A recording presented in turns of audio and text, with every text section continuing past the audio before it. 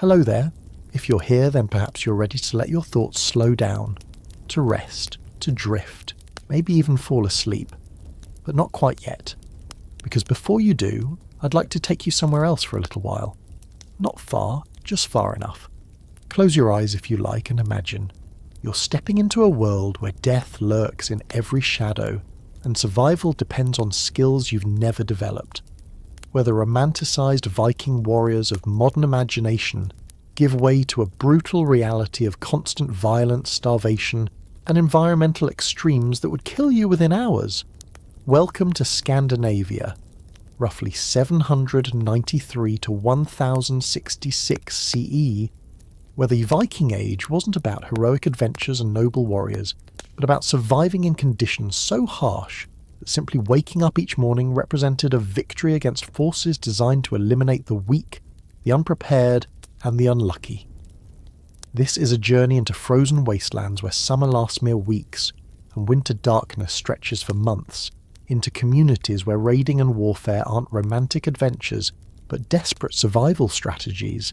into a time when your value as a human being was measured entirely by your ability to fight, work, and survive in conditions that would challenge modern special forces equipped with advanced technology and survival training.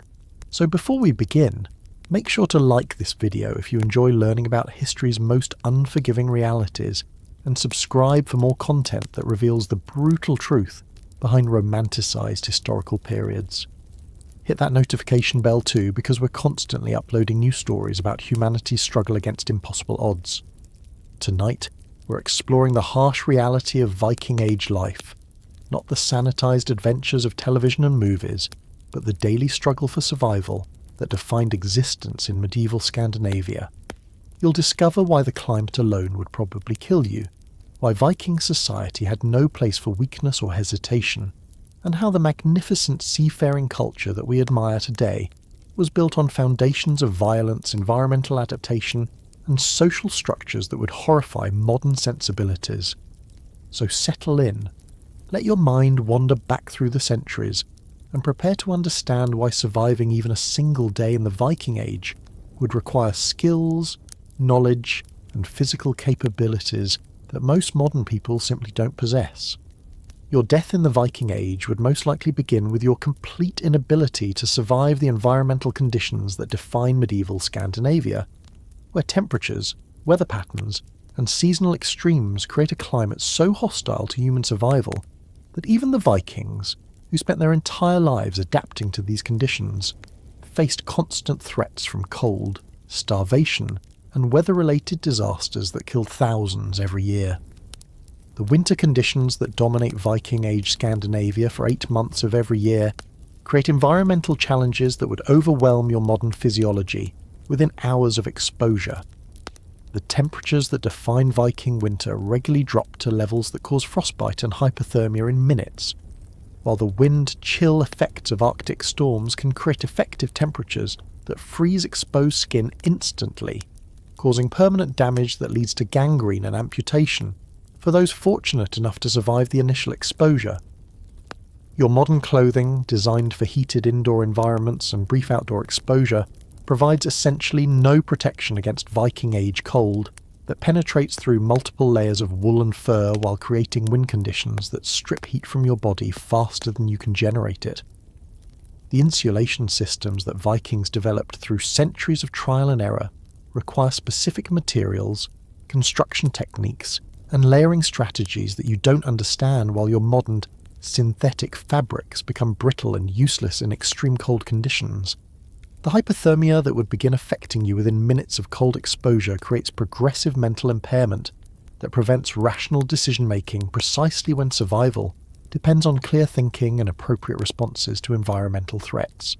The cognitive effects of hypothermia include confusion, poor judgment, and eventual loss of consciousness, while your body shuts down non-essential functions in a futile attempt to preserve core temperature that will inevitably fail without immediate intervention. Your modern diet and physical conditioning leave you completely unprepared for the caloric demands of maintaining body temperature in Viking Age cold, while your lack of cold adaptation means that your body burns through energy reserves attempting to generate heat, Through shivering and increased metabolism, the energy requirements for cold weather survival exceed normal food intake by enormous margins, while the high-fat, high-protein Viking diet that enables cold survival remains unfamiliar and potentially indigestible for your modern digestive system. The shelter construction techniques that enable Viking survival require knowledge of building materials, insulation methods, and heating systems that you lack, while the tools and skills necessary for constructing adequate winter housing demand years of experience that cannot be acquired during emergency situations. Your inability to build appropriate shelter ensures exposure to killing cold, while the modern heating systems you depend on simply don't exist in Viking Age Scandinavia. The fuel requirements for maintaining life-sustaining heat throughout Viking winter exceed your ability to gather, process, and store wood, while the competing demands of cooking, heating, and essential crafts create impossible choices about energy allocation that determine survival outcomes. The wood gathering that enables winter survival requires specialized tools, knowledge of forest management, and physical capabilities that modern people lack, while the labor demands of fuel collection compete with other essential survival activities.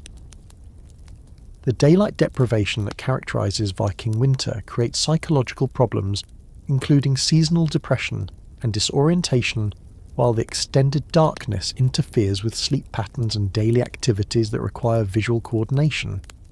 The psychological effects of winter darkness compound physical survival challenges while creating mental health problems that interfere with survival decision-making and social cooperation that becomes essential during crisis periods. The wind patterns that affect Viking Age Scandinavia create weather conditions that multiply the killing effects of cold, while generating storms that can last for days or weeks, trapping people in inadequate shelters without sufficient fuel, food or water for extended survival. The wind exposure that characterizes Viking territory strips heat from buildings and people, while creating structural damage that compromises shelter integrity during the periods when effective shelter becomes most critical for survival. The precipitation patterns that govern Viking climate include snow accumulations that can trap communities for months, while creating water access problems when normal sources freeze solid and become unreachable. The snow conditions that define Viking winter make travel impossible, while eliminating access to resources that might enable survival during extended isolation periods that test community preparation and resource management capabilities. The seasonal transition periods that connect Viking summer and winter create additional survival challenges as rapidly changing weather conditions require constant adaptation, while the brief growing seasons provide limited opportunities for food production and resource gathering that must sustain communities through 8-month winter periods. The transition periods create windows of vulnerability when communities must accomplish essential preparation tasks, while weather conditions remain unpredictable and dangerous. The indoor air quality that results from heating poorly ventilated Viking shelters creates respiratory problems, while the smoke and carbon monoxide produced by heating fires cause chronic health problems that weaken Viking populations and make them more vulnerable to other health threats. The ventilation challenges that affect Viking buildings create trade-offs between maintaining heat and preventing smoke poisoning that require technical knowledge and construction skills that you lack. The water access problems that emerge during Viking winter include frozen wells and streams, while the energy requirements for melting snow and ice compete with other essential fuel uses that determine survival outcomes. The water procurement challenges that affect Viking communities require ice-cutting tools and techniques, while the contamination risks from melted snow create additional health hazards during periods when medical care remains unavailable. Your survival in the Viking Age would depend entirely on your ability to procure, preserve, and allocate food resources in quantities sufficient to sustain life through extended periods when hunting, fishing, and farming become impossible due to weather conditions that eliminate food production for most of the year. The food scarcity that defines Viking existence creates nutrition crises that kill through starvation, malnutrition, and the diseases that flourish when immune systems are weakened by inadequate caloric intake and poor nutritional quality. The agricultural limitations that constrain Viking food production include short growing seasons, that provide only 3 to 4 months for crop cultivation, while the poor soil quality and harsh climate conditions prevent reliable harvests that could sustain communities through winter months. The farming techniques available to Viking communities require extensive knowledge of cold climate agriculture, while the crop varieties that can survive in northern conditions provide minimal caloric yields compared to temperate agriculture that supports larger populations.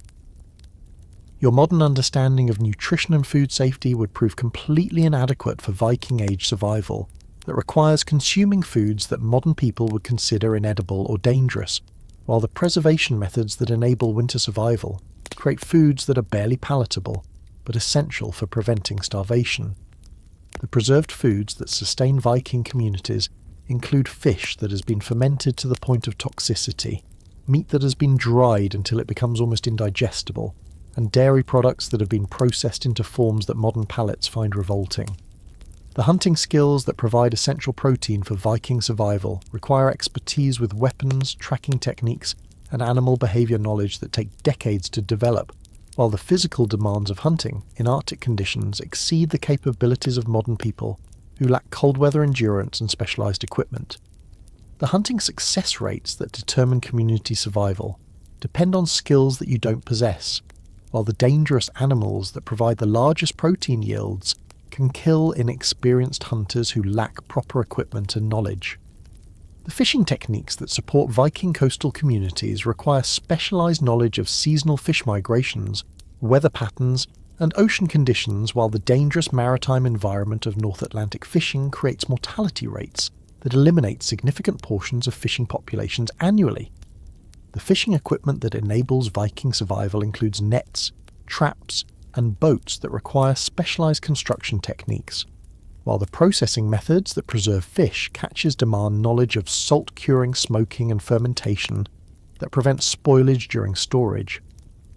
The food preservation methods that enable Viking winter survival require technical knowledge of bacterial control, moisture management, and storage techniques, while the preservation failures that result from inadequate knowledge create food spoilage that can eliminate entire winter food supplies and cause community-wide starvation. The preservation techniques that Vikings employ include methods that would horrify modern food safety standards while producing foods that remain technically edible but nutritionally inadequate and potentially dangerous. The caloric requirements for Viking Age survival exceed modern dietary expectations by enormous margins, while the high energy demands of cold weather survival, physical labour, and constant activity require food intake levels that modern people cannot sustain. The energy expenditure that characterises Viking life includes heating the body through metabolism, performing physically demanding labour in harsh conditions, and maintaining activity levels that ensure survival during emergencies that require immediate physical response. The seasonal famine cycles that affect Viking communities create predictable periods when food supplies become inadequate, while the timing of harvest failures or preservation disasters can create starvation conditions that eliminate entire communities during particularly harsh winters. The famine periods that mark Viking existence require rationing strategies and community cooperation, while the social tensions that develop during food shortages can destroy the cooperation that enables community survival. The nutritional deficiencies that result from limited food variety and poor preservation methods create health problems including scurvy, rickets, and other diseases that weaken Viking populations while making them more vulnerable to infections and injuries that might be survivable under better nutritional conditions. The vitamin deficiencies that affect Viking diets create chronic health problems, while the limited food variety ensures that essential nutrients remain unavailable for significant portions of the year. The food storage challenges that affect Viking communities include protecting food supplies from rodents, insects, and moisture, while the storage methods that preserve food through winter months require construction techniques and materials that modern people don't understand. The storage failures that destroy winter food supplies create immediate survival crises, while the competition between humans and animals for stored food requires constant vigilance and protective measures. The cooking methods available to Viking communities require fuel expenditure that competes with heating needs, while the preparation techniques that make preserved foods edible demand time and energy that must be allocated carefully during survival periods. The cooking challenges that affect Viking food preparation include creating meals that provide adequate nutrition while conserving fuel and ingredients that must last through extended winter periods. The water quality issues that affect Viking communities include contamination from animal waste and human sewage,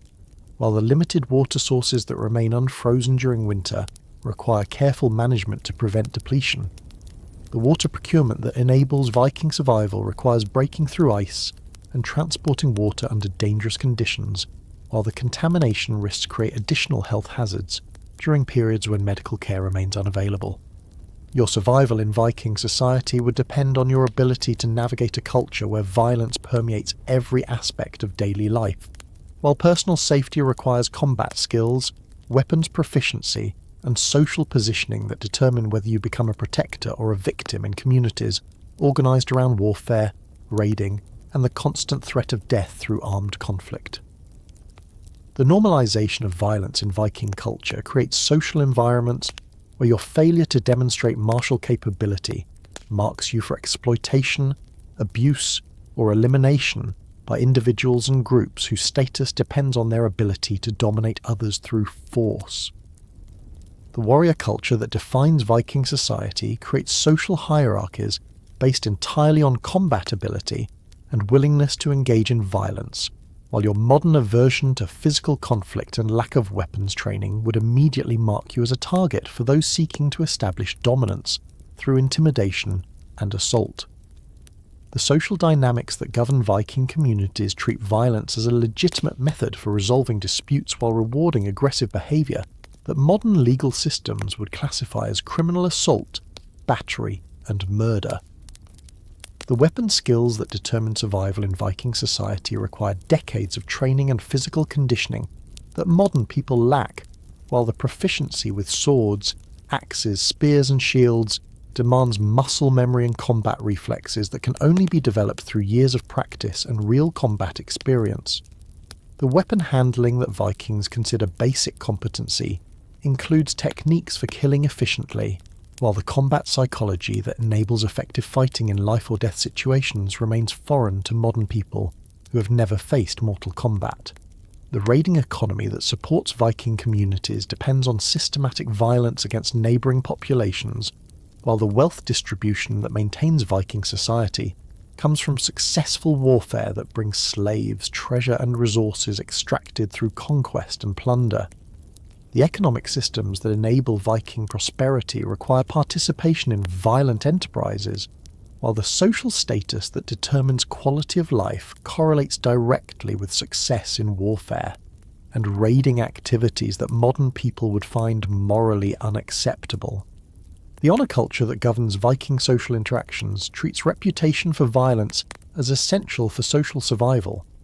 while the concepts of personal honour that motivate Viking behaviour require willingness to fight and die over insults, property disputes, and social slights that modern people would resolve through legal systems or social mediation. The honour-based conflicts that characterise Viking society create cycles of violence where failure to respond to challenges with immediate physical force results in social death and eventual physical elimination. The blood feuds that define Viking justice systems create intergenerational conflicts where violence breeds more violence, while the legal frameworks that govern dispute resolution emphasise retaliation and compensation rather than rehabilitation or conflict prevention. The feud cycles that affect Viking communities ensure that violence remains constant, while the obligation to avenge family honour creates social pressures that force participation in conflicts regardless of personal preferences or moral objections. The slavery systems that support Viking economy depend on violence for procurement of human property, while the slave raids that provide essential labour require participation in warfare that captures, transports, and manages human beings as commodities. The slave-based economy that enables Viking prosperity treats human trafficking as normal business activity, while the violence required to maintain slave populations creates social environments where brutality becomes routine and unremarkable. The training systems that prepare Viking children for adult participation in warrior culture begin in early childhood, while the education that Viking youth receive emphasises combat skills, weapons proficiency, and psychological conditioning for violence that modern child development experts would classify as abusive and harmful. The childhood preparation for warrior status includes exposure to graphic violence and participation in activities that would traumatise modern children while creating psychological adaptation to brutality. The gender roles that define Viking society include expectations for male violence, while the masculine identity that Viking culture promotes requires demonstration of fighting ability and willingness to kill as proof of adult status. The masculine ideals that govern Viking men treat non-violence as evidence of weakness, while the social pressure to engage in combat creates environments where peaceful resolution of conflicts becomes impossible and socially unacceptable.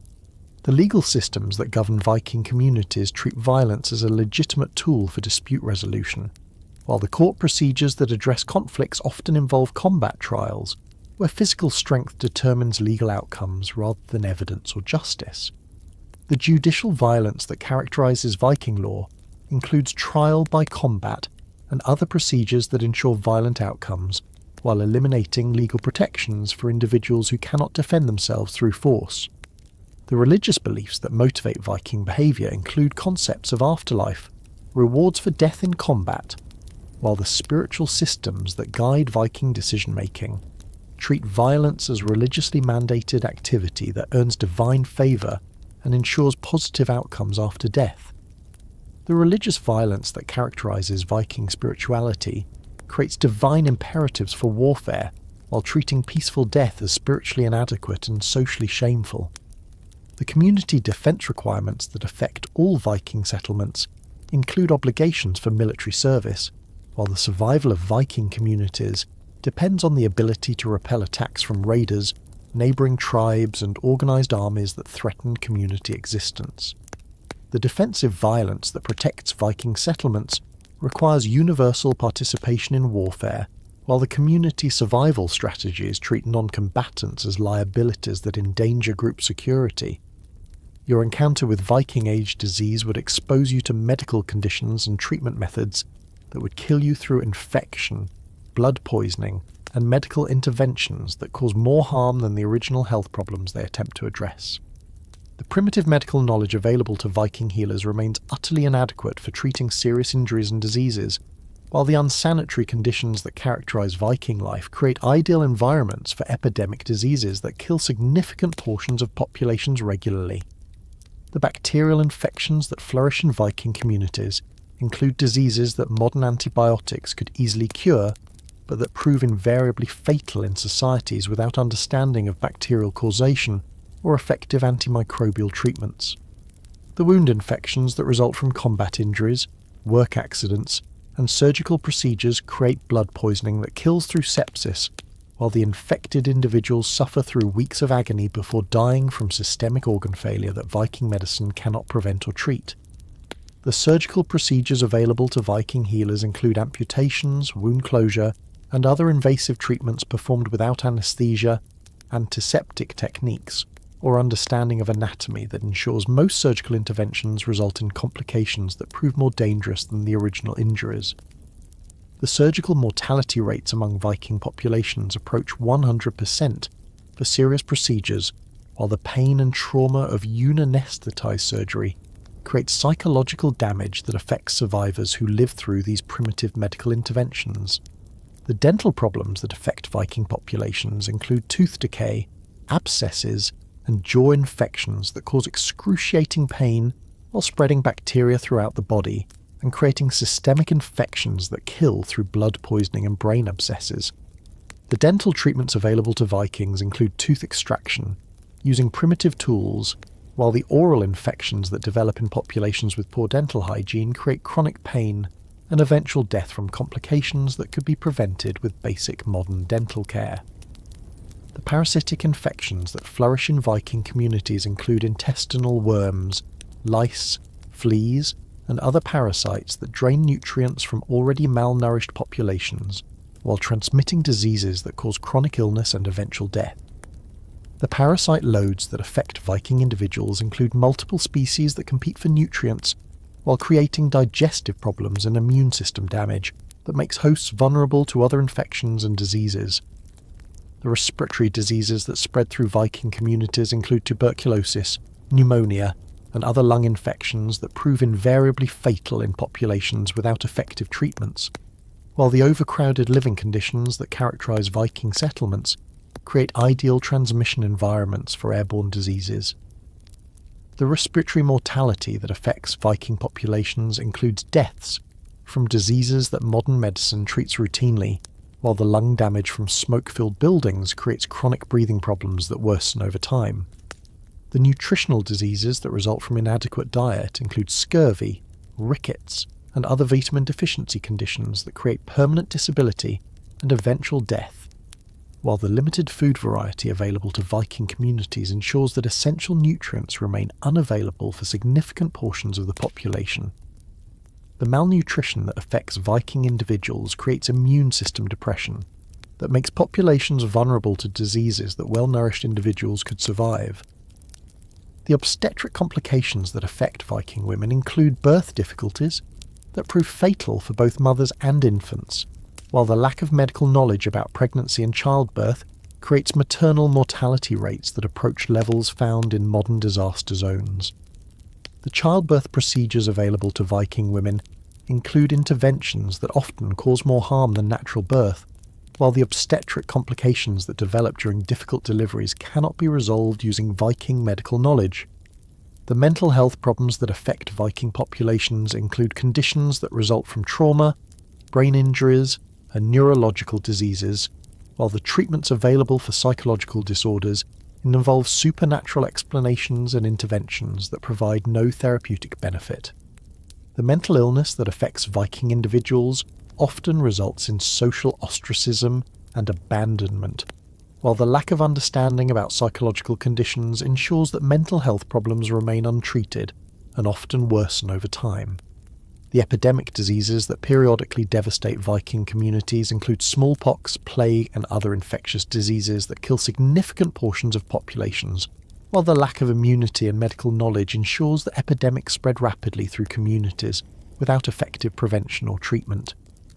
The epidemic mortality that affects Viking settlements can eliminate entire communities, while the social disruption caused by mass mortality destroys the social systems that enable community survival.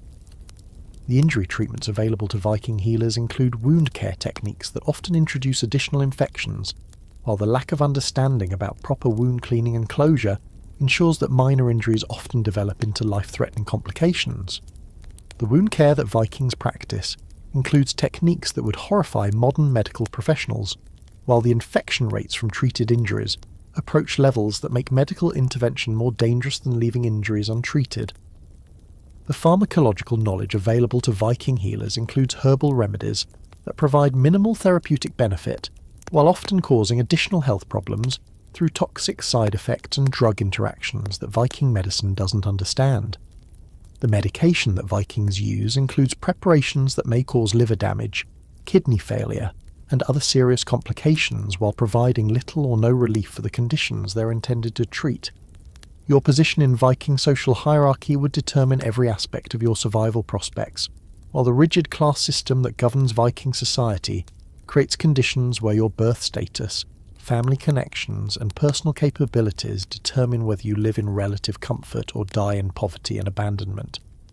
The social stratification that defines Viking communities treats human worth as inherently unequal, while creating systems of exploitation and oppression that ensure the majority of people exist in conditions of perpetual vulnerability and insecurity. The Jarl class that occupies the apex of Viking society controls resources, land, and human labour, while making life and death decisions about resource allocation during times of scarcity when survival depends on access to food, shelter, and protection that remain available only to those with social status. The aristocratic families that rule Viking communities treat lower-class lives as expendable, while prioritising their own survival, and comfort during crises that eliminate significant portions of lower-class populations. The Carl class that forms the middle tier of Viking society includes free farmers and craftsmen, whose survival depends on their ability to maintain productive capacity while paying tribute and providing services to their social superiors. The middle-class status that Carls enjoy requires constant vigilance to prevent social demotion, while the economic pressures that affect this class create vulnerability to debt bondage and eventual enslavement during periods of economic hardship or crop failure. The thrall class that forms the foundation of Viking society consists of slaves, whose survival depends entirely on their economic value to owners who view them as property rather than human beings deserving of basic care and protection. The slave status that affects significant portions of Viking populations creates conditions where individuals have no rights, no protection from abuse, and no guarantee of survival when their economic productivity declines due to age, injury, or illness. The social mobility that exists within Viking society requires exceptional achievement in warfare, crafts, or trade, while the opportunities for advancement remain extremely limited and dependent on circumstances beyond individual control. The class advancement that some individuals achieve often requires participation in activities that modern people would find morally unacceptable, while the social barriers that prevent mobility ensure that most people remain trapped in the social positions they inherit at birth. The family connections that determine social status include kinship networks that provide protection and resources, while individuals without powerful family support remain vulnerable to exploitation and violence from those with better social connections. The clan relationships that govern Viking society create obligations and opportunities that determine survival outcomes, while the family feuds that characterize Viking politics can destroy entire kinship networks through cycles of violence and retaliation. The economic dependencies that affect lower-class Vikings include debt relationships and service obligations that create conditions resembling modern economic slavery, while the inability to achieve economic independence ensures perpetual vulnerability to exploitation by social superiors.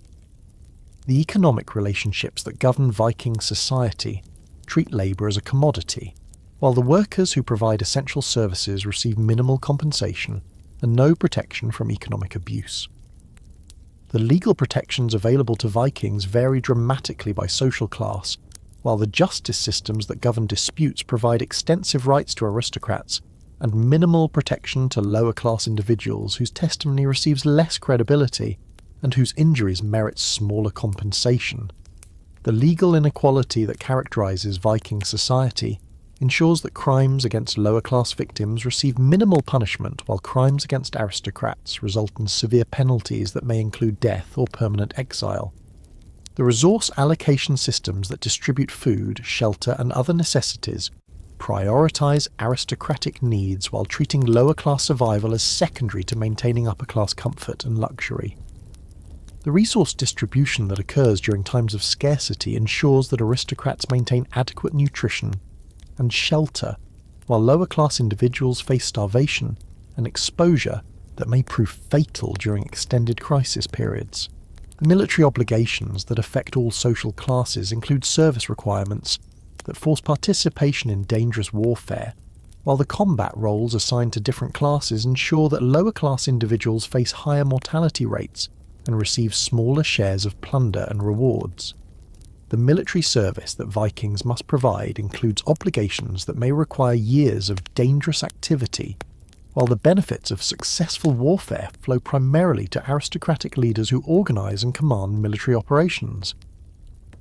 The marriage arrangements that govern Viking family formation reflect social status, while the partnership opportunities available to different classes create relationships that either improve or worsen individual survival prospects. The marriage systems that affect Viking society include arrangements that may improve social status and economic security, or create additional burdens and vulnerabilities, depending on family background and social connections. The educational opportunities that enable skill development remain limited to individuals with aristocratic status, while the knowledge transfer that occurs within Viking society ensures that essential skills remain concentrated among upper-class families who control access to technical knowledge and professional training. The educational restrictions that affect lower-class Vikings prevent social advancement while ensuring that economic opportunities remain limited to individuals with appropriate family backgrounds. Your survival during Viking Age sea voyages would depend on nautical skills and ocean knowledge that require decades of experience, while the primitive navigation techniques and inadequate safety equipment that characterize Viking seafaring create mortality rates that eliminate significant portions of crews during routine voyages to familiar destinations. The maritime environment that Vikings must navigate includes weather conditions, ocean hazards, and navigational challenges that would overwhelm modern recreational sailors, despite their advanced equipment and safety technologies. The ship construction techniques that create Viking vessels produce boats that are seaworthy, but lack the safety features and structural redundancy that modern ship design includes to prevent catastrophic failure during storms and heavy weather conditions. The wooden ships that Vikings use for exploration and trade remain vulnerable to structural damage that can cause rapid sinking, while the lack of watertight compartments ensures that hull breaches result in total vessel loss rather than controlled flooding that might enable survival. The navigation methods available to Viking sailors include celestial observation and dead reckoning techniques that require extensive knowledge and experience, while providing limited accuracy under the cloudy conditions that characterize North Atlantic weather patterns. The navigational knowledge that enables Viking exploration demands understanding of star positions, seasonal variations, and ocean currents, while the navigation errors that result from primitive techniques can lead ships hundreds of miles off course into dangerous waters or away from safe harbours. The weather forecasting capabilities available to Viking sailors include only basic observation of immediate conditions, while the storm systems that develop in North Atlantic waters can change rapidly and create life-threatening conditions without warning. The weather prediction that Vikings use provides minimal advance notice of dangerous storms, while the severe weather that affects northern waters includes conditions that can sink ships and kill crews within hours of storm development. The safety equipment available on Viking ships includes only basic tools for emergency situations, while the rescue capabilities that modern vessels depend on simply don't exist in Viking Age seafaring technology. The emergency procedures that Viking crews can implement include limited options for dealing with catastrophic situations, while the survival equipment that ships carry provides minimal protection against drowning, exposure, and other hazards that develop during maritime emergencies. The crew training that prepares Viking sailors for ocean voyages includes practical experience, but lacks systematic instruction in emergency procedures and safety protocols, while the knowledge transfer that occurs within Viking seafaring communities depends on informal apprenticeship systems that may not cover all essential skills. The sailing expertise that Viking crews possess develops through trial and error, while the learning process includes experiences that may prove fatal for individuals who lack adequate preparation. The provisioning challenges that affect Viking voyages include limited food storage and water capacity, while the preservation methods that maintain supplies during extended voyages create foods that become increasingly inedible and nutritionally inadequate over time. The supply planning that enables Viking exploration requires careful calculation of voyage duration and consumption rates, while the provisioning failures that result from poor planning can cause starvation and dehydration that prove fatal before ships reach their destinations. The ocean hazards that Viking sailors encounter include hidden rocks, changing tides, and ice conditions, while the coastal navigation that characterizes much Viking sailing requires detailed knowledge of the local hazards that can destroy ships and kill crews when navigation errors place vessels in dangerous waters. The maritime hazards that affect Viking waters include conditions that change seasonally, while the local knowledge required for safe navigation takes years to acquire and remains vulnerable to weather conditions that alter familiar landmarks. The shipwreck survival that becomes necessary when Viking vessels are lost at sea requires swimming abilities and cold water survival skills that most crew members lack, while the rescue prospects for shipwreck victims remain virtually non-existent in waters where other ships are rare and communication systems don't exist. The survival chances for Viking sailors who survive initial shipwrecks remain minimal, while the cold water and harsh conditions that characterize northern waters kill most shipwreck victims within hours of vessel loss. The piracy and warfare that affect Viking shipping include attacks from rival groups and hostile populations, while the defensive capabilities of merchant vessels remain limited against organised attacks by groups seeking to capture ships, cargo, and crews for slavery or ransom. The maritime warfare that affects Viking trade includes systematic piracy that treats merchant shipping as legitimate targets, while the crew mortality from piracy attacks includes both immediate deaths from combat and eventual deaths from enslavement or execution. The ship maintenance that keeps Viking vessels seaworthy requires constant attention and specialised skills, while the maintenance failures that result from inadequate care or lack of materials can cause structural problems that lead to vessel loss during routine operations. The maintenance knowledge that enables long-term vessel operation includes understanding of wood preservation, sail repair, and rigging maintenance, while the maintenance materials required for proper ship care may not be available during extended voyages or in remote locations. The communication systems that enable coordination between Viking ships include only visual signals and voice communication, while the coordination challenges that affect fleet operations create risks of separation and loss when ships become scattered during storms or other emergency situations. The communication limitations that affect Viking seafaring prevent effective rescue operations, while ensuring that ships in distress cannot summon assistance from other vessels that might be within helping distance.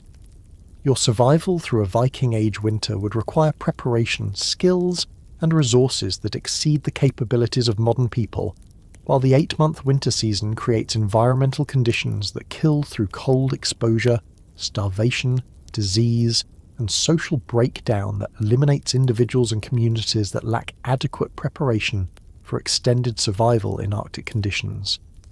The winter environment that dominates Viking life for most of each year creates survival challenges that demand constant attention, while the margin for error remains so small that single mistakes in preparation or resource management can prove fatal for entire communities.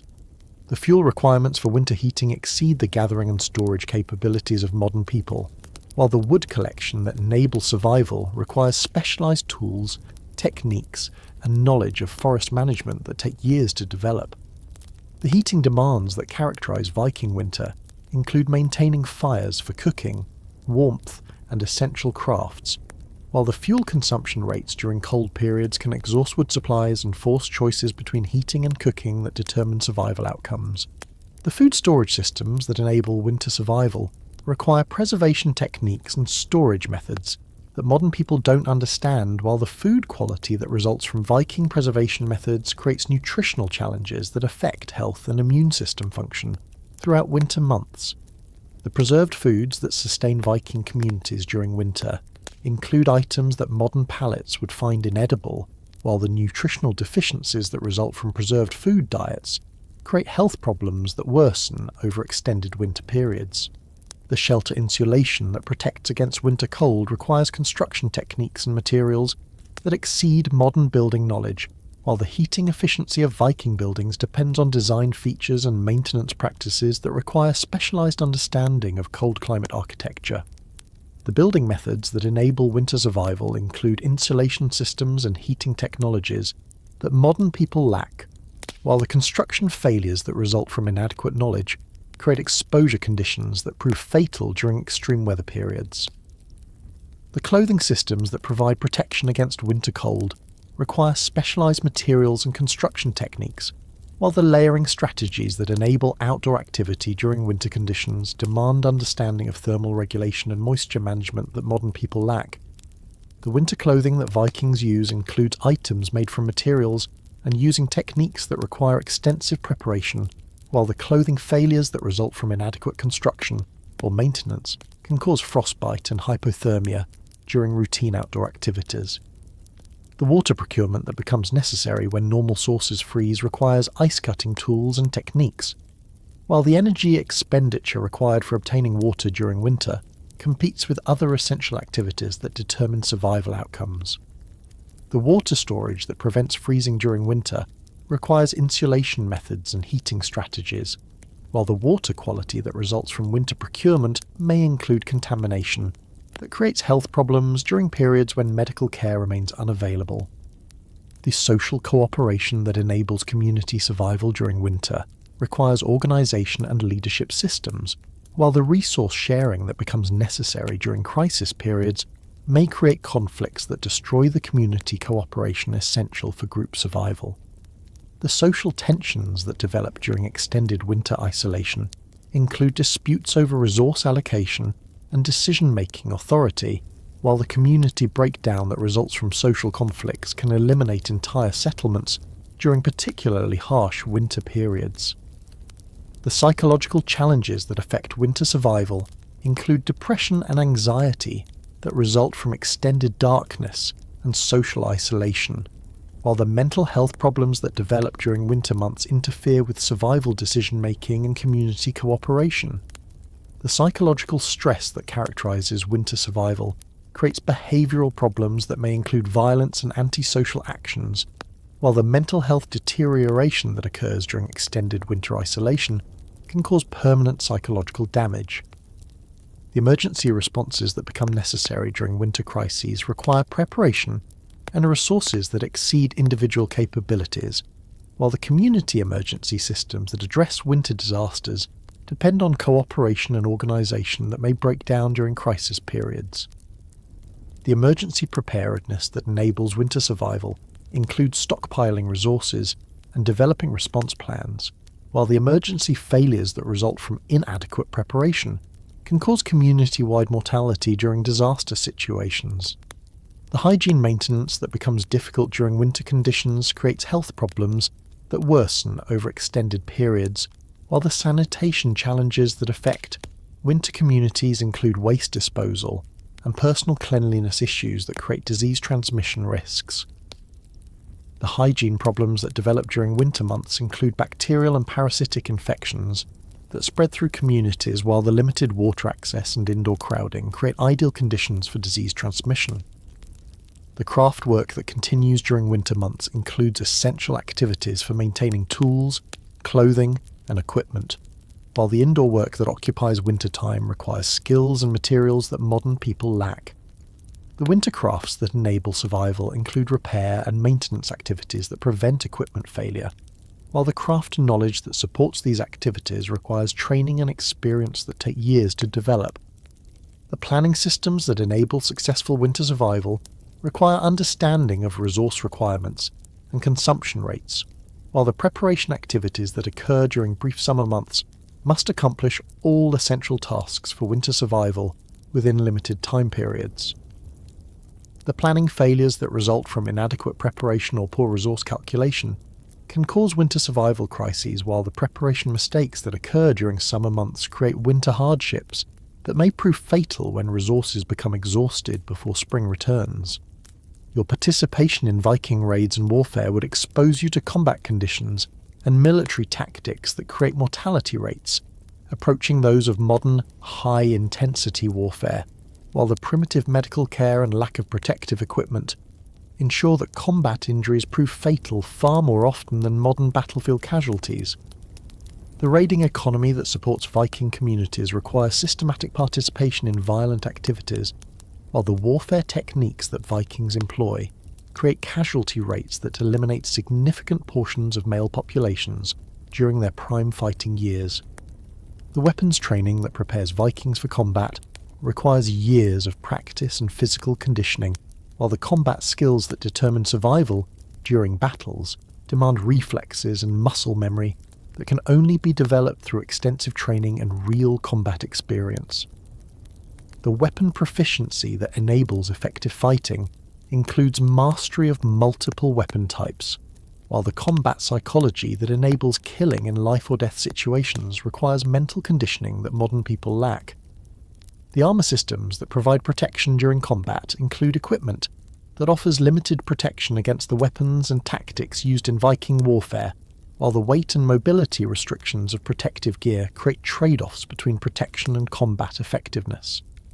The armor availability that affects different social classes ensures that wealthy warriors receive better protection, while common fighters face combat with minimal defensive equipment that leaves them vulnerable to fatal injuries from sword strikes, arrow wounds, and spear thrusts. The battle formations that Vikings employ during organised warfare require training and coordination, while the tactical knowledge that enables effective group combat demands understanding of strategy and battlefield psychology that modern people lack. The formation fighting that characterises Viking battles includes shield walls and coordinated attacks that require discipline and training, while the formation failures that result from poor coordination can cause catastrophic casualties that eliminate entire units during single engagements. The siege warfare that Vikings encounter during raids on fortified positions creates prolonged combat conditions that exceed the endurance of modern people, while the siege techniques that Vikings employ include methods that expose attackers to defensive fire for extended periods. The siege mortality that affects Viking forces includes casualties from defensive weapons and disease outbreaks that develop during extended military campaigns, while the siege conditions create survival challenges that affect both attackers and defenders. The naval combat that occurs during Viking raids includes ship-to-ship fighting that combines seamanship with warfare skills, while the maritime battle conditions create unique hazards, including drowning risks and combat on unstable platforms. The naval warfare that Vikings practice requires specialised tactics and equipment, while the naval casualties that result from sea battles include both immediate combat deaths and drowning fatalities when damaged ships sink during or after engagements. The logistic systems that support Viking military operations include supply chains that must provide food, weapons and equipment during extended campaigns, while the logistical failures that affect military operations can cause army collapse and massive casualties when supply systems break down during critical periods. The military supply that enables Viking campaigns requires careful planning and resource management, while the supply disruptions that occur during warfare can force strategic withdrawals or create starvation conditions that weaken military effectiveness. The casualty rates that characterise Viking warfare include mortality levels that eliminate significant portions of fighting forces during major battles, while the wound mortality that results from primitive medical care ensures that many combat injuries prove fatal despite initial survival. The battle casualties that affect Viking armies include immediate deaths from weapon wounds and delayed deaths from infection and blood loss, while the medical treatment available during campaigns provides minimal care for serious injuries. The psychological warfare that Vikings employ during raids includes tactics designed to terrorise enemy populations, while the psychological effects of combat create mental health problems among Viking warriors that affect their long-term survival and social functioning. The combat psychology that affects Viking fighters includes trauma responses that may disable warriors, while the mental health consequences of prolonged violence create behavioural problems that affect warrior communities. The prisoner treatment that occurs during Viking raids includes enslavement and execution, while the captive populations that Vikings acquire during warfare face transportation under conditions that kill significant percentages during forced marches to slave markets. The slavery that results from Viking raids creates markets for human trafficking, while the slave conditions that Vikings impose create mortality rates that treat human beings as expendable commodities. The seasonal warfare that characterises Viking military activity includes campaign periods that correspond to weather conditions, while the warfare timing that affects Viking operations requires coordination with agricultural cycles and seasonal resource availability. The campaign seasons that enable Viking warfare include periods when weather permits travel, while the seasonal limitations that affect military operations create windows of vulnerability when communities must defend against attacks while managing other survival challenges. The military leadership that commands Viking forces includes aristocratic warriors whose tactical knowledge determines battle outcomes, while the command failures that result from poor leadership can cause military disasters that eliminate entire armies during single campaigns. The leadership systems that govern Viking warfare include hierarchies based on combat experience and social status, while the leadership challenges that affect military operations include maintaining discipline and morale during extended campaigns. The weapons technology that Vikings employ includes equipment that remains primitive compared to later military developments, while the weapon effectiveness that characterizes Viking arms requires close combat fighting that exposes warriors to high casualty rates.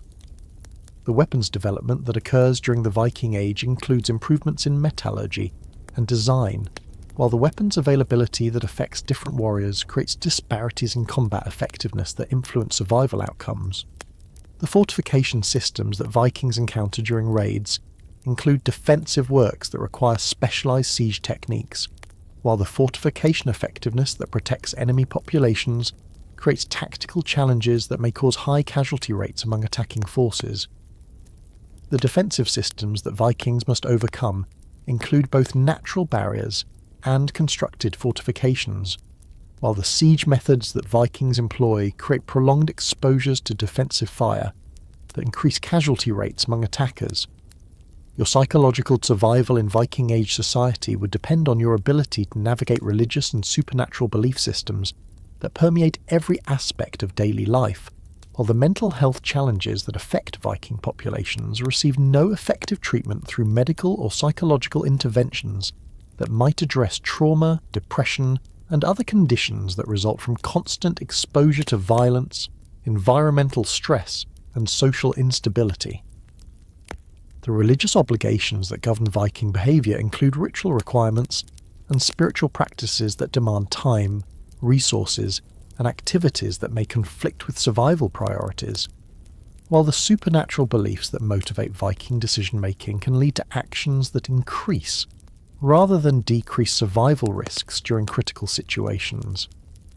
The spiritual systems that guide Viking choices include concepts about fate and divine will that may prevent appropriate responses to environmental hazards and survival challenges. The mental health problems that affect Viking populations include trauma responses from combat exposure, domestic violence, and witnessing brutal executions, while the psychological support systems that might address these conditions remain unavailable in societies that view mental illness as supernatural affliction rather than medical condition requiring treatment. The psychological trauma that accumulates over Viking lifetimes creates behavioural problems and social dysfunction, while the trauma responses that affect individuals may include violence and antisocial behaviour that creates additional community problems. The supernatural explanations that Vikings use to understand disease and misfortune include attributions to divine punishment and supernatural interference, while these belief systems prevent development of practical solutions to health problems and survival challenges that could be addressed through rational analysis and evidence-based approaches. The supernatural thinking that characterises Viking worldviews can prevent appropriate responses to medical emergencies and environmental hazards while creating delays in treatment that worsen survival outcomes. The ritual obligations that Vikings must fulfill include ceremonies and offerings that require significant resources, while the ritual failures that result from inadequate performance or resource shortages are believed to cause divine punishment that affects entire communities. The religious requirements that govern Viking society include practices that consume time and materials needed for survival activities, while the ritual demands may create resource conflicts during critical survival periods. The shamanic practices that provide spiritual guidance in Viking communities include techniques for communicating with supernatural entities, while the shamanic knowledge that guides community decisions may conflict with practical survival strategies that would improve community outcomes. The spiritual leadership that shamans provide includes guidance that may encourage risky behaviours, while the shamanic traditions that govern spiritual practice can prevent adoption of more effective survival strategies. The divination systems that Vikings use for decision-making include methods for predicting future events, while the predictive accuracy of these systems provides no better than random chance for anticipating actual outcomes. The fortune-telling that influences Viking choices includes practices that may encourage poor decisions, while the divination results that guide strategic planning can lead to resource allocation and timing decisions that worsen survival prospects. The afterlife beliefs that motivate Viking behaviour include concepts about posthumous rewards that encourage dangerous activities, while the death mythology that governs Viking attitudes toward mortality may prevent appropriate caution during high-risk situations. The afterlife expectations that influence Viking choices include beliefs that encourage seeking death in combat, while these spiritual motivations can lead to unnecessary risks that reduce survival prospects for individuals and communities. The curse beliefs that affect Viking communities include concepts about supernatural punishment that create psychological stress and social conflict, while the fear of supernatural retaliation may prevent communities from making practical decisions that could improve survival outcomes. The magical thinking that characterizes Viking approaches to problem solving can interfere with rational analysis, while creating superstitious behaviors that waste resources and time during survival challenges. The seasonal depression that affects Viking populations during extended winter darkness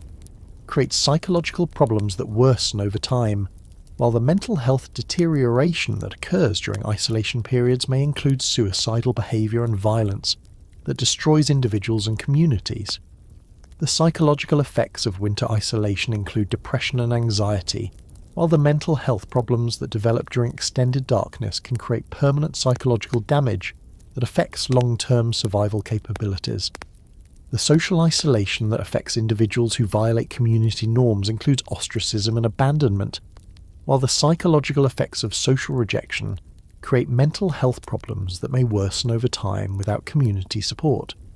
The social exclusion that results from violating religious or cultural expectations can eliminate access to resources and protection, while creating psychological stress that affects individual survival capabilities. The hallucinogenic practices that Vikings may use for spiritual purposes include consumption of substances that create altered mental states, while the psychological effects of drug use can create permanent mental health problems that affect judgment and survival decision-making. The substance use that occurs during religious ceremonies may include drugs that cause psychological damage, while the altered consciousness that results from these practices can interfere with survival planning and emergency responses. The grief and loss that result from high mortality rates in Viking communities creates psychological trauma, while the absence of effective grief counselling and support systems ensures that psychological damage accumulates over time. The bereavement that affects Viking families includes losses from violence, disease, and environmental hazards, while the grief responses that develop may include depression and antisocial behaviour that affects community functioning. The violence exposure that characterises Viking life creates psychological conditioning that may include desensitisation to brutality, while the mental health effects of constant violence exposure include trauma responses that affect social relationships and decision-making capabilities. The psychological damage that results from witnessing and participating in violence may include permanent changes in personality and behaviour, while the violence normalisation that occurs in Viking society can prevent recognition of psychological problems that require intervention.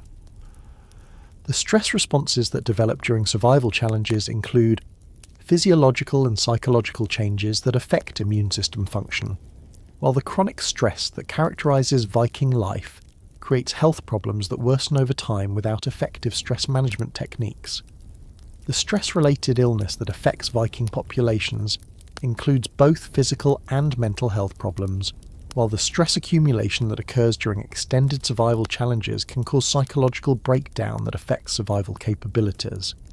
Your children's survival in Viking Age society would depend on their ability to contribute to family survival from early ages, while the childhood mortality rates that affect Viking populations eliminate significant percentages of children before they reach adulthood through disease, accidents, malnutrition and violence that target the most vulnerable members of society.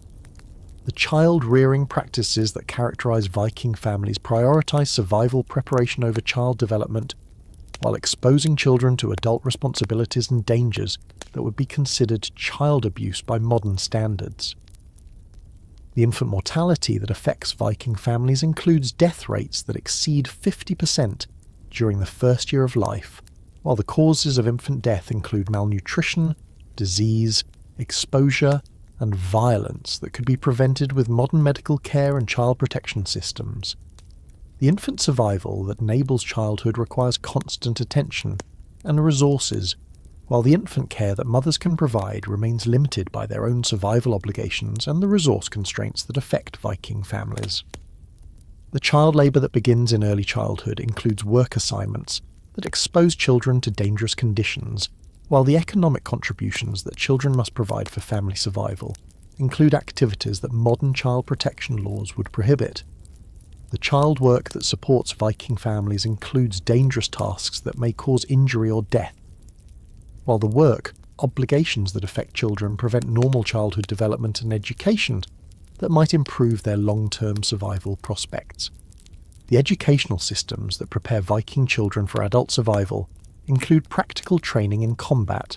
crafts, and survival skills, while the educational content that children receive emphasises practical knowledge over intellectual development. The learning opportunities that children receive focus on immediately useful skills, while the educational limitations that affect Viking youth prevent development of abstract thinking and problem-solving capabilities that might enable innovation and adaptation.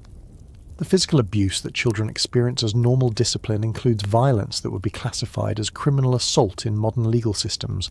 while the child punishment that Viking parents employ includes methods that cause physical and psychological damage.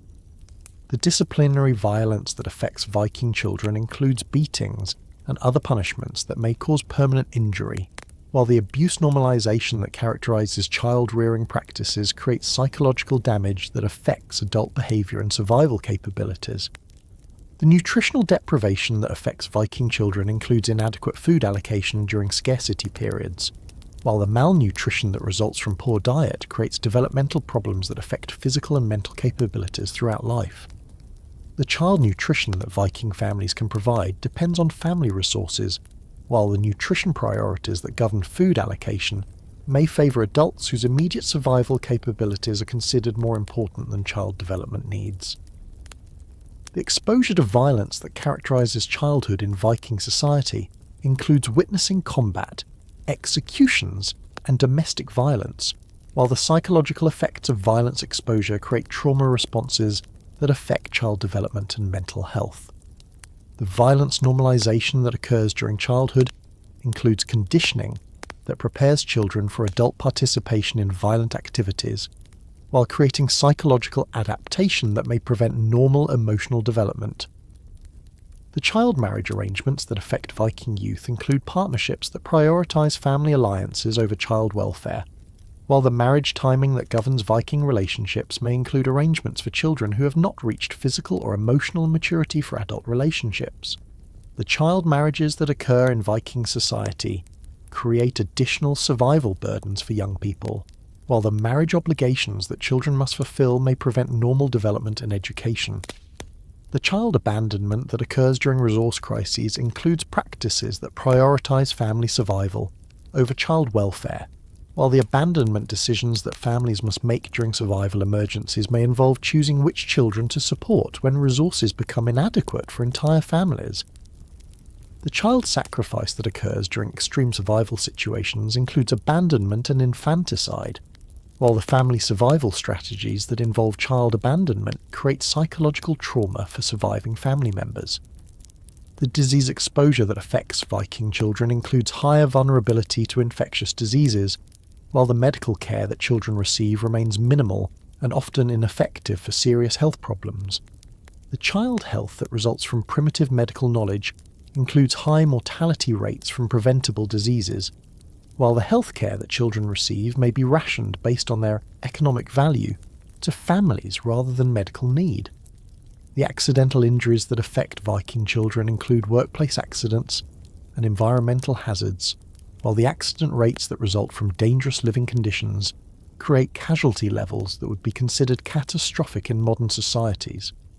The accident prevention that might protect children remains minimal, while the dangerous environments that characterise Viking settlements expose children to risks that cause frequent injuries and deaths. The social protection that might defend children from abuse and exploitation remains non-existent, while the child welfare systems that could address neglect and mistreatment don't exist in Viking society. The child protection that modern legal systems provide includes intervention mechanisms that prevent abuse, while the absence of child welfare systems in Viking society ensures that children remain vulnerable to exploitation and violence without recourse or protection. The psychological development that occurs during Viking childhood includes exposure to trauma and stress that affect mental health, while the psychological support that children need for healthy development remains unavailable in societies that don't understand child psychology or development needs. The mental health problems that develop during childhood include trauma responses that affect adult behaviour, while the psychological damage that occurs during development may create permanent mental health problems. The survival training that children receive includes preparation for adult challenges, while the training methods that prepare children for survival may include exposure to dangers that cause injury or death during the learning process. The survival education that children receive emphasises practical skills, while the educational risks that accompany survival training may include accidents that eliminate children during the preparation process that should enable their long-term survival. The family dynamics that affect child welfare include relationships that prioritise survival over child development, while the family structures that govern Viking households may create environments where children face neglect and abuse. The family survival strategies that affect children include decisions that may sacrifice child welfare for adult survival, while the family priorities that govern resource allocation may systematically disadvantage children whose immediate economic contributions are considered less important than adult capabilities. The cultural practices that affect children include rituals and traditions that may cause harm, while the cultural expectations that govern childhood include requirements that children participate in dangerous activities as normal aspects of cultural participation. The cultural conditioning that children receive includes preparation for adult roles that may involve violence and risk, while the cultural values that guide child rearing may prioritise community needs over individual child welfare. Your survival as a woman in Viking society would require navigating gender-specific dangers and disadvantages while facing all the environmental and social challenges that affect men, creating conditions where female survival depends on managing both universal Viking age hazards and additional risks that result from gender-based discrimination and exploitation. The women's roles that Viking society recognises include responsibilities that expose females to unique dangers, while providing limited protections and resources compared to those available to men with similar social status. The reproductive burdens that affect Viking women include pregnancy and childbirth under primitive medical conditions, while the maternal mortality rates that result from obstetric complications eliminate significant percentages of women during their reproductive years. The pregnancy survival that Viking women achieve depends on factors beyond their control, while the childbirth process includes risks that prove fatal for both mothers and infants despite the reproductive success that determines family and community survival. The domestic violence that affects Viking women includes systematic abuse within marriage relationships, while the legal and social systems that govern family life provide minimal protection for women who experience violence from husbands and male family members. The domestic abuse that characterises many Viking marriages includes physical violence that may cause serious injury or death, while the social acceptance of male dominance ensures that domestic violence receives little intervention or punishment. The sexual exploitation that threatens Viking women includes rape and sexual assault, while the legal systems that address sexual violence provide minimal protection and often blame victims rather than punishing perpetrators. The sexual violence that women experience includes both stranger assault and domestic rape, while the social attitudes that govern sexual relationships treat female consent as irrelevant to male sexual rights within marriage and social relationships. The economic discrimination that affects Viking women includes limited access to property ownership and economic opportunities, while the gender-based restrictions that govern female participation in commerce and craft production create economic dependency on male family members. The economic vulnerability that results from gender discrimination ensures that women remain dependent on men for survival, while the economic opportunities that might enable female independence remain limited or unavailable.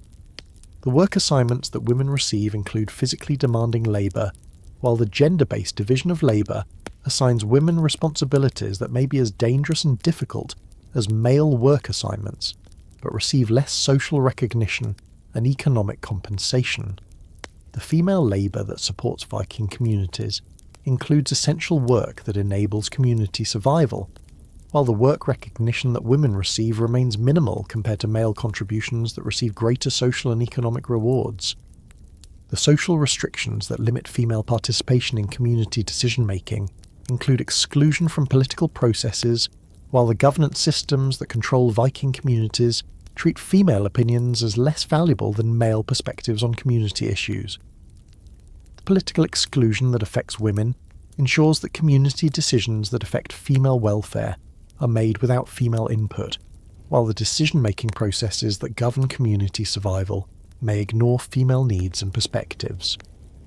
The marriage arrangements that control female partnership choices include family decisions that prioritise economic and political considerations over female preferences, while the marriage systems that govern Viking relationships treat women as property that can be transferred between families through alliance arrangements.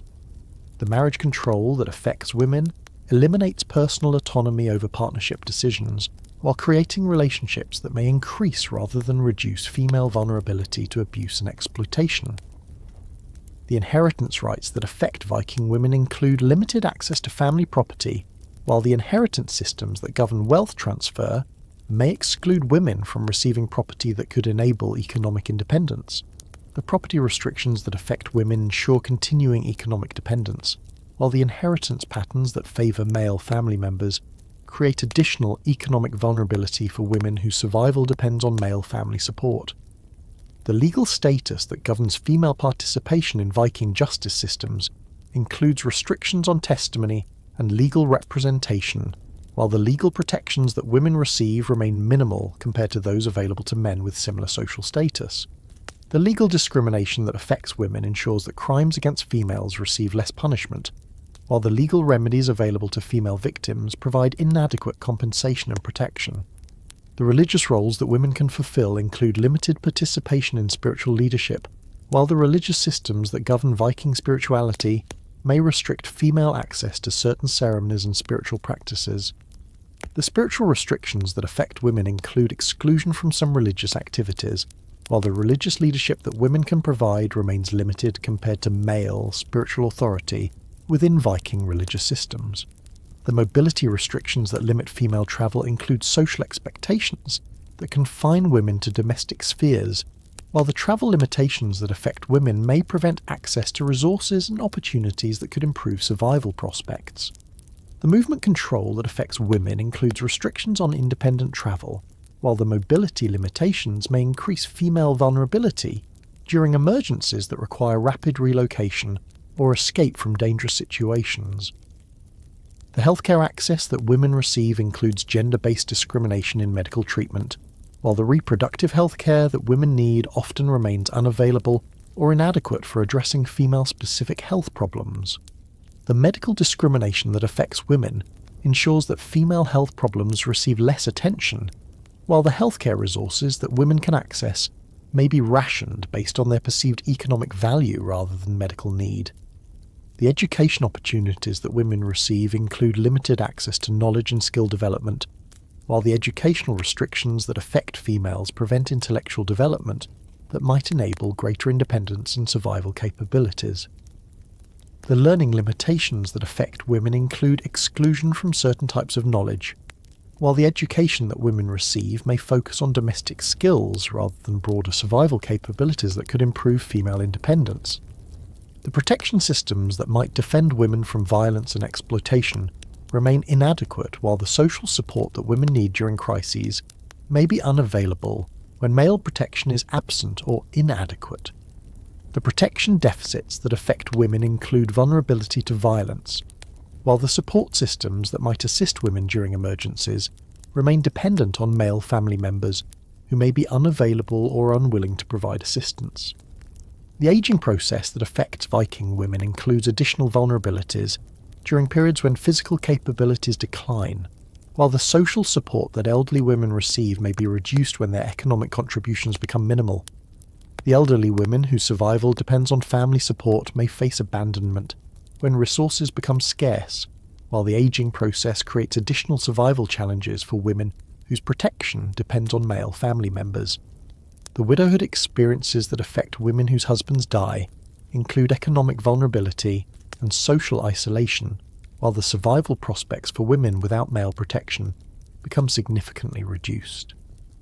The widow survival that Viking society enables depends on family support systems, while the widowhood challenges that women face may include property loss and economic hardship that threaten survival during crisis periods. The community relationships that women can maintain include social networks that provide mutual support, while the female cooperation that develops among women may create survival advantages through resource sharing and mutual assistance.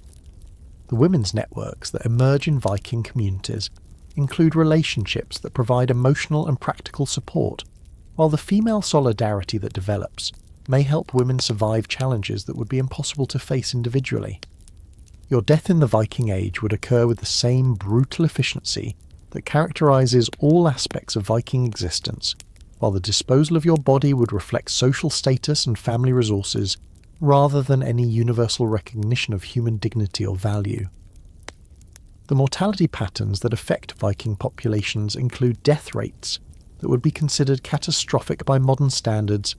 while the life expectancy that Vikings can expect remains dramatically lower than modern populations due to environmental hazards, violence, disease, and inadequate medical care that make survival past 30 a remarkable achievement rather than an expected outcome. The statistical reality of Viking mortality creates demographic patterns where communities must constantly replace dead members, while the population turnover that results from high death rates ensures that most Viking settlements consist primarily of young people who have not yet succumbed to the numerous threats that eliminate older individuals. The life expectancy calculations that apply to Viking populations suggest average lifespans of 20 to 30 years, while the mortality curves that characterize Viking demographics show steep death rates during infancy, childhood, and early adulthood that reflect the cumulative impact of environmental hazards and social violence. The death timing that affects Viking individuals creates patterns where people die during their most productive years, while the loss of adults during prime working ages creates labour shortages that affect community survival capabilities. The age-specific mortality that characterises Viking populations includes particularly high death rates among individuals aged 15 to 35, who should represent the core workforce and reproductive population, creating demographic imbalances that threaten community continuity and survival. The gender-specific mortality patterns that affect Viking populations show different death rates for men and women, while the causes of gender-related mortality reflect the distinct dangers that affect male and female populations. The male mortality that results from warfare and dangerous occupations creates survival advantages for women in some age groups, while the female mortality from childbirth and domestic violence creates different survival patterns that affect family structures and community demographics. The causes of death that eliminate Viking individuals include combinations of factors that create mortality patterns reflecting the harsh realities of Northern European survival, while the death timing that affects Viking populations ensures that most people die before reaching ages that modern people consider normal lifespans. The mortality causes that characterize Viking deaths include violence, disease, environmental exposure, and accidents, while the death patterns that emerge from Viking life create population dynamics where youth and prime adults face higher mortality rates than modern societies experience. The multifactorial nature of Viking mortality means that most deaths result from combinations of malnutrition, disease, injury, and environmental stress that weaken individuals until minor additional stresses prove fatal. The death causation that affects Vikings often involves cascading failures where initial health problems create vulnerabilities that make individuals susceptible to additional threats that might be survivable for healthy people. The cumulative damage that accumulates throughout Viking lifetimes ensures that death often results from the interaction of multiple health problems rather than single catastrophic events. The malnutrition component that contributes to Viking mortality includes chronic undernourishment that weakens immune systems while making individuals vulnerable to diseases that well-nourished people could survive. The nutritional deficiencies that affect Viking populations create baseline health problems that make people susceptible to infection, while the periodic famines that characterize Viking existence create starvation conditions that kill directly while weakening survivors for future health challenges. The disease vulnerability that results from malnutrition creates conditions where minor infections prove fatal, while the immune system depression that accompanies poor nutrition makes Viking populations susceptible to epidemic diseases that spread rapidly through weakened communities. The infection mortality that affects malnourished Vikings includes deaths from diseases that modern people survive easily, while the disease transmission that occurs in overcrowded settlements with poor sanitation creates epidemic conditions that eliminate entire communities during single outbreaks. The violent deaths that account for significant portions of Viking mortality include combat casualties, murder, and execution, while the violence-related mortality that affects Viking populations reflects the warrior culture and conflict-based society that characterizes Viking civilization. The violent death that Vikings face includes both battlefield casualties and domestic violence, while the murder rates that affect Viking communities exceed those of modern societies by enormous margins that reflect the normalization of violence as conflict resolution. The combat mortality that affects Viking warriors includes death rates that approach those of modern high-intensity warfare, while the primitive medical care that battlefield casualties receive ensures that wounds that might be survivable with modern treatment prove fatal for Viking fighters. The battlefield deaths that occur during Viking conflicts include both immediate fatalities from weapon wounds and delayed deaths from infection and blood loss, while the combat medicine that Vikings practice provides minimal intervention for serious injuries. The raid mortality that affects Viking expeditions includes casualties from both successful and failed raids, while the raiding activities that characterize Viking economy create regular opportunities for violent death that affect significant portions of male populations. The raiding deaths that occur during Viking expeditions include combat casualties and deaths from shipwreck, while the raiding risks that Viking men face create mortality patterns that eliminate large percentages of the male population during their prime fighting years. The execution mortality that affects Viking populations includes deaths from formal legal punishment and informal justice, while the execution practices that Viking communities employ include methods that reflect social status and crime severity. The execution deaths that occur in Viking society include both individual punishments and mass executions that eliminate entire families or groups, while the execution methods that Vikings use include techniques designed to maximize suffering and serve as public warnings about the consequences of social violations. The domestic violence mortality that affects Viking households includes deaths from family conflicts and spousal abuse, while the domestic violence that characterizes Viking family life creates mortality patterns that particularly affect women and children. The family violence that occurs in Viking homes includes lethal assaults that reflect the normalization of violence, while the domestic murder rates that affect Viking families exceed modern domestic violence statistics by enormous margins that demonstrate the absence of legal protection for vulnerable family members. The disease mortality that eliminates large percentages of Viking populations includes infectious diseases that spread rapidly through communities, while the epidemic deaths that periodically devastate Viking settlements can eliminate entire communities during single disease outbreaks. The disease patterns that affect Viking mortality include both endemic conditions that kill steadily and epidemic diseases that cause mass mortality, while the medical limitations that prevent disease treatment ensure that minor illnesses often prove fatal. The epidemic diseases that periodically devastate Viking communities include smallpox, plague, and other infectious diseases that kill significant portions of populations, while the epidemic mortality that affects Viking settlements can eliminate 50% or more of community members during single outbreaks.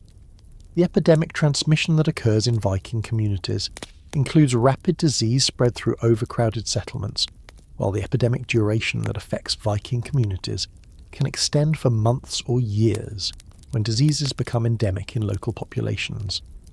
The endemic diseases that kill steadily throughout Viking populations include tuberculosis, dysentery, and other chronic conditions that eliminate individuals gradually while creating baseline mortality that affect all age groups.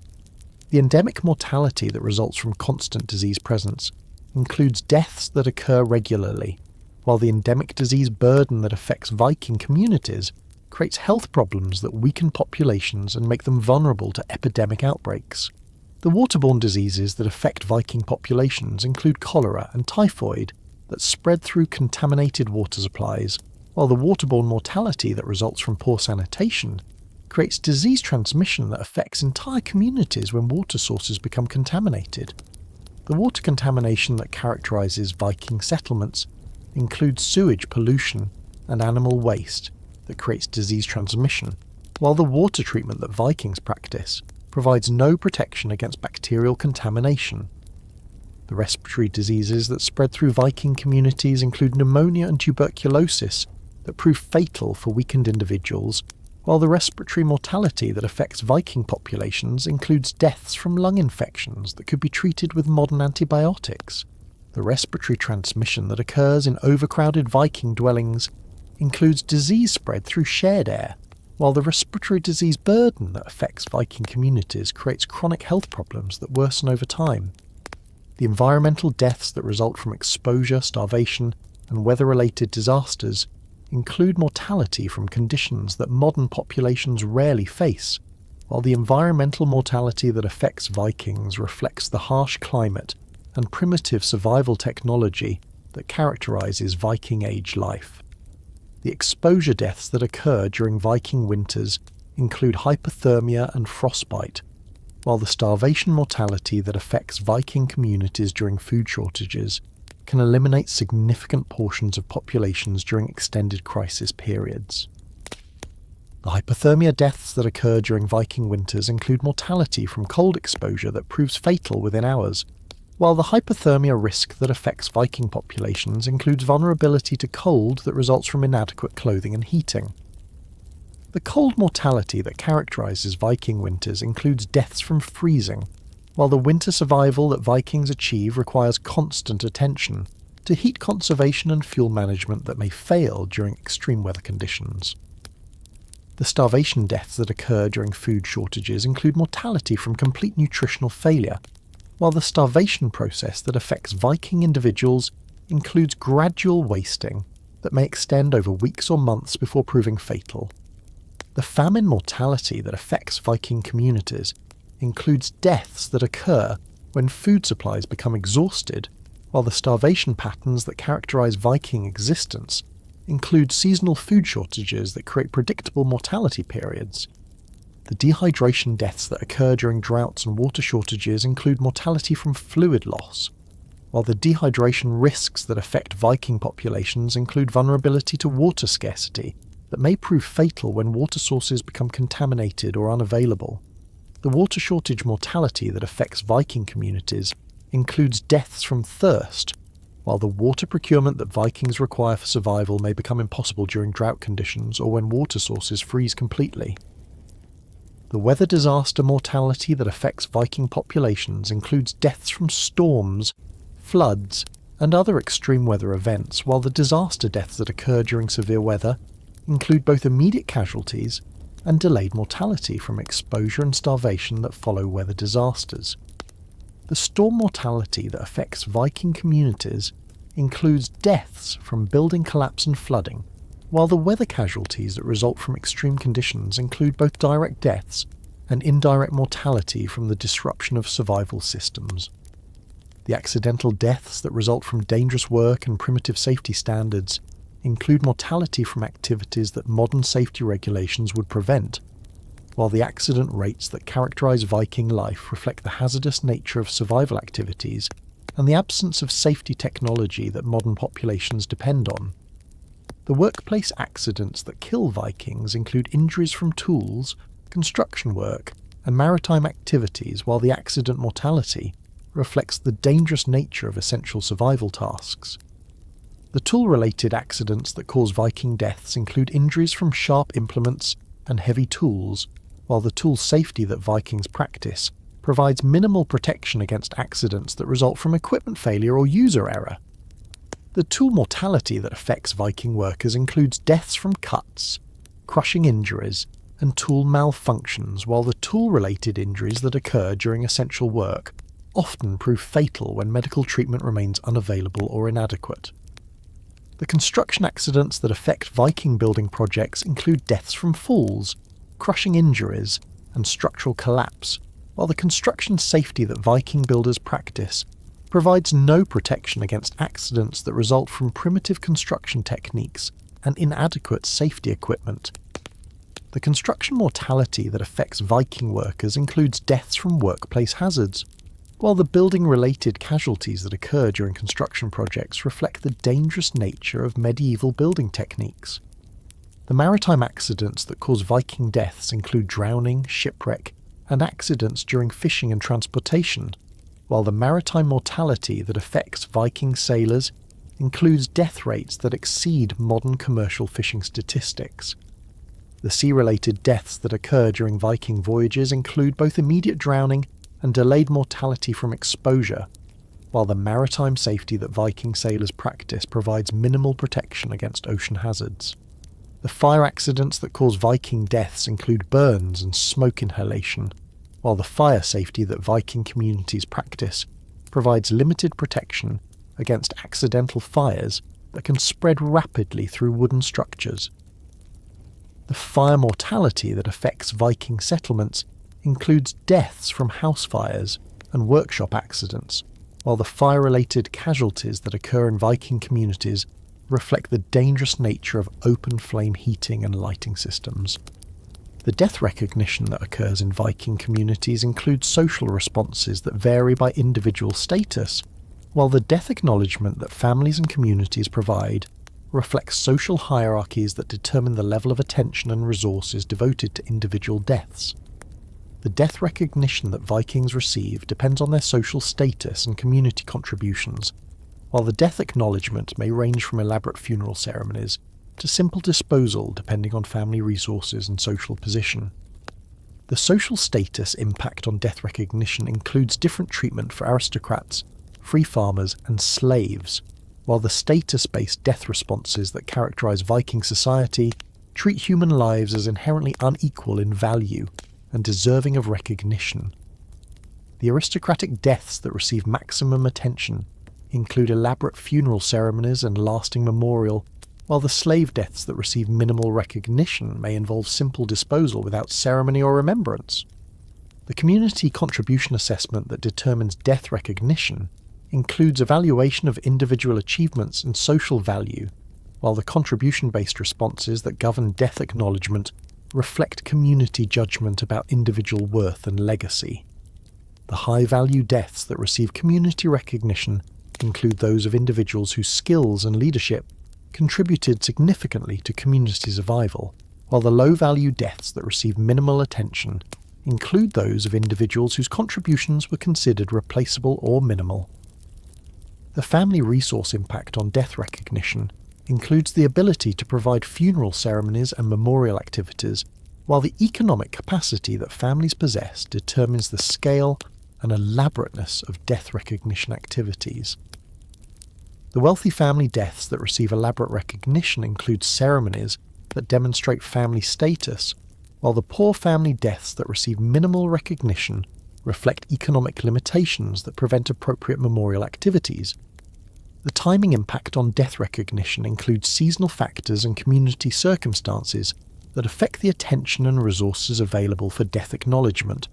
while the timing-related variations in death recognition reflect practical limitations on funeral activities during crisis periods. The convenient timing deaths that receive full recognition occur when communities have adequate resources and time for appropriate ceremonies, while the inconvenient timing deaths that receive reduced recognition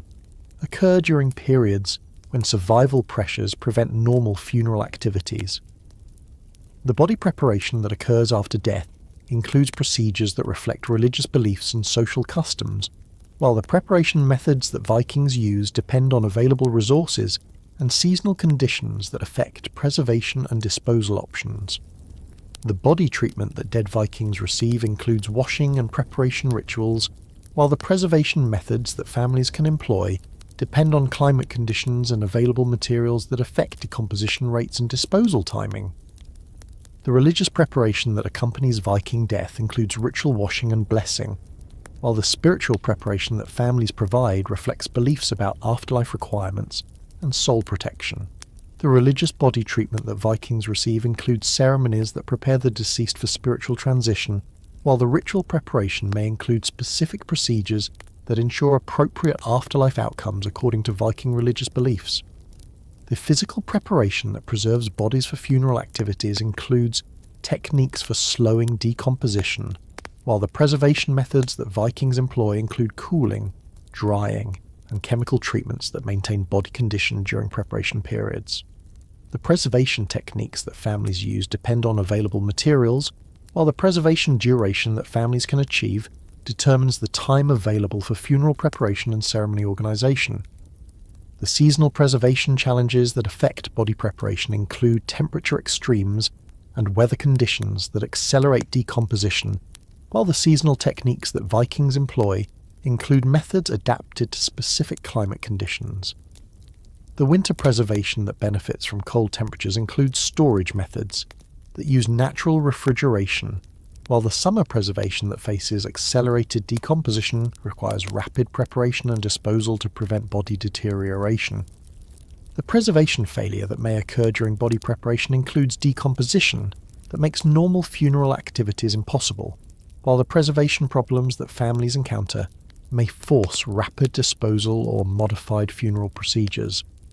The decomposition issues that affect Viking death include body deterioration that creates health hazards, while the preservation limitations that families face may prevent appropriate funeral recognition for deceased family members. The funeral ceremonies that commemorate Viking deaths include rituals that reflect religious beliefs and social status, while the ceremony elaborateness that families can afford depends on economic resources and community support that determine the scale and complexity of funeral activities. The funeral practices that characterize Viking death include both religious and social elements, while the ceremony variations that occur reflect family wealth and community status of deceased individuals. The religious ceremonies that accompany Viking funerals include spiritual rituals that ensure appropriate afterlife outcomes, while the religious elements that characterize Viking funerals reflect beliefs about death and spiritual transition. The spiritual ceremonies that families organize include prayers and offerings, while the religious practices that govern Viking death include specific procedures that protect the deceased during afterlife transition. The social ceremonies that commemorate Viking lives include community recognition of individual achievements, while the social elements that characterize Viking funerals reflect community assessment of individual contributions and legacy. The community ceremonies that honor deceased Vikings include storytelling and memorial activities, while the social recognition that individuals receive through funeral ceremonies reflects their community status and achievements. The feast ceremonies that accompany significant Viking funerals include memorial meals that demonstrate family resources, while the feast elements that characterize elaborate funerals reflect social expectations about appropriate funeral hospitality. The funeral feasts that families organize include food and drink that may consume significant family resources, while the feast obligations that accompany funeral ceremonies reflect social pressure to demonstrate appropriate respect for deceased family members. The ceremony duration that characterizes Viking funerals includes events that may extend over multiple days, while the ceremony timing that families organize depends on preparation requirements and community availability for funeral participation. The extended ceremonies that accompany important deaths include multiple events that demonstrate family commitment, while the ceremony scheduling that families arrange must coordinate community participation with practical requirements for body disposal. The burial methods that Vikings employ include procedures that reflect environmental conditions and religious beliefs, while the burial practices that families choose depend on available resources and seasonal factors that affect ground conditions and disposal options. The burial techniques that Vikings use include both ground burial and alternative methods, while the burial locations that families select may reflect religious beliefs and practical considerations about land use and community planning. The ground burial that represents traditional Viking disposal includes excavation and interment, while the ground burial techniques that families employ depend on soil conditions and available labour for excavation work. The excavation work that ground burial requires includes digging graves that may be shallow or deep, depending on ground conditions, while the burial depth that families achieve may be limited by frozen ground or rocky soil that prevents adequate excavation. The burial container construction that accompanies ground burial includes coffins and burial chambers, while the container materials that families use depend on available resources and construction skills. The burial containers that Vikings construct include wooden coffins and stone chambers, while the container quality that families provide reflects economic resources and construction capabilities that determine burial elaborateness. The burial mound construction that may accompany significant burials includes earthwork that creates lasting memorial, while the mound construction that families undertake requires significant labour and resources that demonstrate family commitment to memorial preservation. The burial mounds that mark important graves include earthwork that may persist for centuries, while the mound size and construction quality reflect family resources and community recognition of deceased individuals. The burial location selection that determines grave placement includes consideration of religious beliefs and practical factors, while the location choices that families make reflect beliefs about appropriate burial sites and community land use planning. The burial sites that families select include both individual grave locations and community burial grounds, while the location decisions may reflect religious requirements and practical considerations about land availability and community organisation. The cremation practices that some Viking communities employ include procedures that reflect religious beliefs about afterlife and spiritual transition, while the cremation methods that families use depend on available fuel and community customs that govern fire-based disposal. The cremation ceremonies that accompany fire-based disposal include rituals that reflect spiritual beliefs, while the cremation practices may include elaborate fire construction and ceremony elements that demonstrate family resources and social status. The cremation fire construction that enables body disposal includes pyre building that requires significant fuel resources, while the fire construction techniques that families employ determine burning effectiveness and ceremony duration. The cremation pyres that families build include wooden structures that may consume entire trees, while the pyre construction quality affects burning completeness and ceremony success. The cremation fuel requirements that enable complete body disposal include wood quantities that may exceed family resources, while the fuel procurement that cremation requires may compete with heating and cooking needs during fuel-scarce periods. The cremation fuel that families must provide includes dry wood that burns effectively, while the fuel quantities required for complete cremation may represent significant family resources that affect survival capabilities. The cremation ceremony elements that accompany fire-based disposal include rituals that demonstrate religious beliefs, while the ceremony components that families organise may include offerings and memorial activities that extend beyond simple body disposal. The cremation ceremonies that families conduct include spiritual elements that reflect beliefs about fire purification, while the ceremony elaborateness may demonstrate family resources and social commitment to appropriate death recognition. The cremation remains disposal that follows fire-based body destruction includes ash collection and burial, while the remains treatment that families provide for cremation ashes may include burial or scattering, according to religious beliefs and family preferences.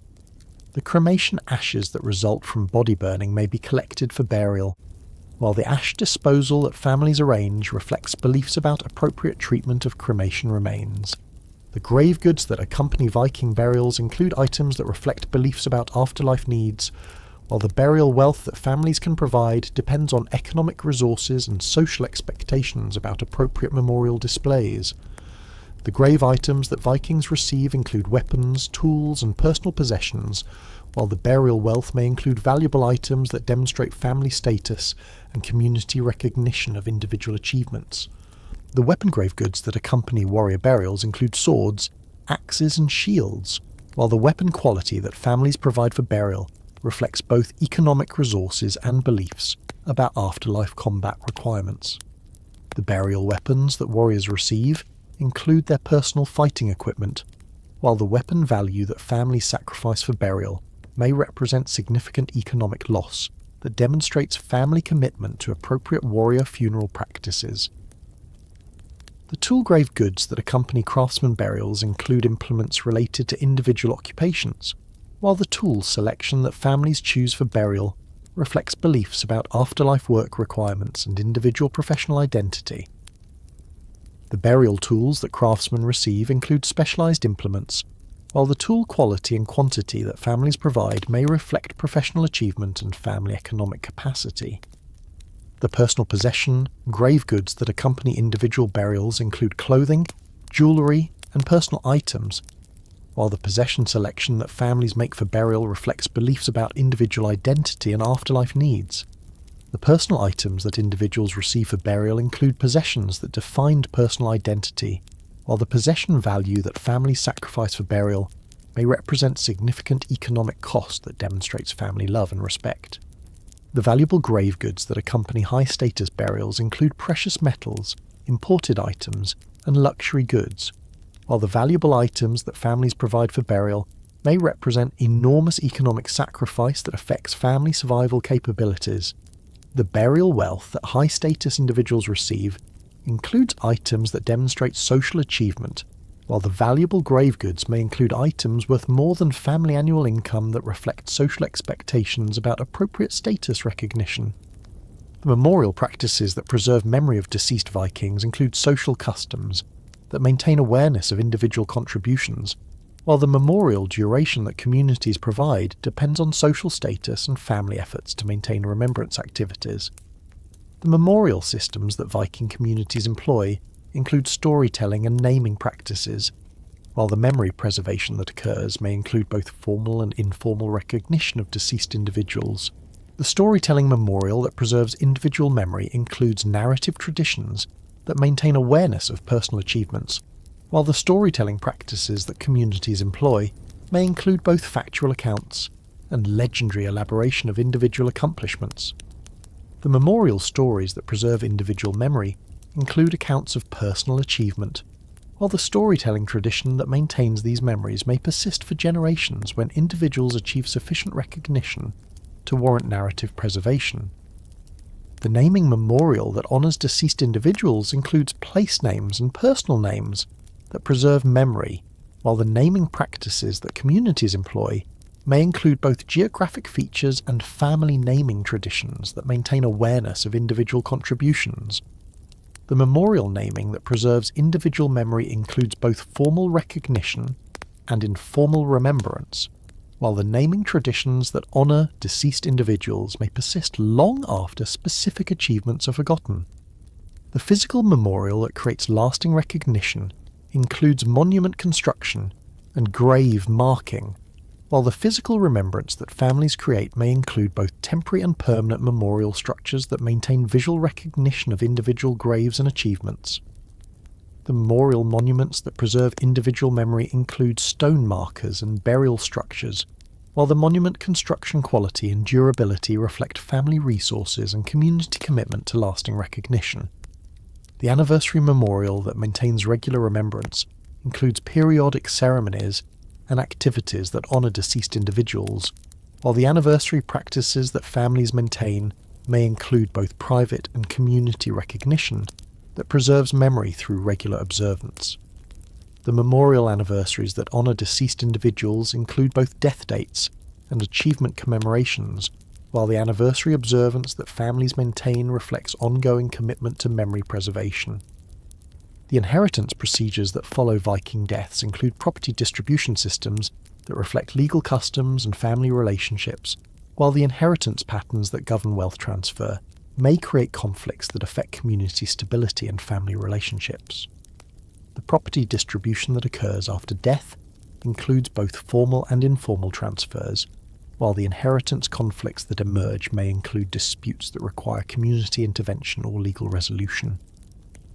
The legal inheritance that governs property distribution includes customary law and community practices, while the legal procedures that determine inheritance may include both established precedent and case-by-case community decisions that reflect specific circumstances. The inheritance law that governs Viking property distribution includes both written and unwritten rules, while the legal enforcement that ensures inheritance compliance may include community pressure and formal dispute resolution. The family inheritance that determines property distribution includes relationships that affect inheritance priority, while the family considerations that influence property transfer may include both blood relationships and adoption practices that create inheritance rights. The family inheritance patterns that govern Viking property distribution include both patrilineal and matrilineal elements, while the family disputes that arise over inheritance may require community intervention to resolve conflicts that threaten family stability. The property inheritance that includes land, tools, and valuable items, while the property evaluation that determines inheritance value may include both objective assessment and family negotiation that affects distribution outcomes. The inheritance property that families distribute includes both productive assets and personal possessions, while the property division that occurs after death may require careful evaluation to ensure fair distribution among multiple inheritors. The debt inheritance that may accompany property distribution includes obligations that surviving family members must fulfill, while the debt responsibility that accompanies inheritance may include both formal and informal obligations that affect family economic circumstances. The inheritance debts that families must address include both specific obligations and general responsibility for deceased family member commitments, while the debt resolution that follows death may require family resources that affect inheritance value. The social impact of individual deaths includes community effects that vary by social status and timing, while the death consequences that affect Viking communities may include leadership transitions and resource redistribution that influence community survival capabilities. The social disruption that results from important deaths may include succession conflicts, while the community adaptation that follows significant deaths may require reorganization of leadership and resource management systems. The leadership impact that follows important deaths includes succession decisions and authority transfer, while the leadership consequences that affect Viking communities may include both planned and unplanned transitions that influence community organization and decision-making. The leadership succession that follows death includes both formal and informal processes, while the authority transfer that occurs may include both smooth transitions and contested successions that create community conflict. The resource impact that follows individual deaths includes redistribution of property and responsibilities, while the resource consequences that affect communities may include both immediate and long-term effects on community capabilities and survival prospects. The resource redistribution that occurs after death includes both property transfer and responsibility reassignment, while the resource effects may include both positive and negative impacts on community survival capabilities. The skill impact that follows craftsman deaths includes loss of specialized knowledge and production capabilities, while the skill consequences that affect communities may include both immediate production problems and long-term knowledge loss that affects community capabilities. The skill loss that occurs when specialists die includes both technical knowledge and production capacity, while the skill replacement that communities must arrange may require training periods that create temporary capability reductions. The relationship impact that follows individual deaths includes changes in social networks and family structures, while the relationship consequences that affect communities may include both immediate and long-term effects on social organization and community cohesion. The relationship changes that occur after death include both formal and informal social restructuring, while the social effects may include both strengthened and weakened community bonds that affect collective survival capabilities. The family impact of Viking deaths includes economic and social consequences that affect surviving family members, while the survival challenges that families face after losing members may include resource shortages and protection deficits that threaten family continuation. The family adaptation that follows individual deaths may require restructuring of work assignments and resource allocation, while the family survival that depends on deceased members may become endangered when essential contributors are lost. The economic impact that follows family deaths includes both immediate and long-term financial consequences, while the economic adaptation that families must make may include both resource reallocation and income replacement that affects family survival capabilities. the economic disruption that occurs when family members die includes both loss of income and increased expenses, while the economic recovery that families achieve may require significant time and community support. The labour impact that follows family deaths includes loss of work capacity and specialised skills, while the labour adaptation that families must make may include both work redistribution and skill replacement that affects family productivity and survival capabilities. The labour shortage that occurs when family members die includes both immediate and long-term work capacity problems, while the labour replacement that families arrange may require community assistance and extended adjustment periods. The protection impact that follows family deaths includes loss of physical security and social support, while the protection adaptation that families must make may include both defensive arrangements and alliance formation that affects family safety and survival prospects. The protection deficit that occurs when family members die includes both immediate vulnerability and long-term security problems, while the protection replacement that families arrange may require community cooperation and resource allocation. The emotional impact that follows family deaths includes grief and trauma that affect surviving family members, while the emotional adaptation that families must make may include both individual and collective responses that affect family functioning and survival capabilities.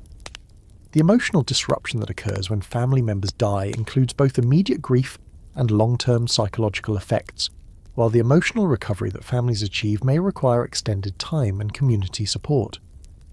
The seasonal factors that affect death and disposal include timing considerations that influence preparation and ceremony options, while the weather conditions that occur during death periods may affect disposal methods and ceremony possibilities.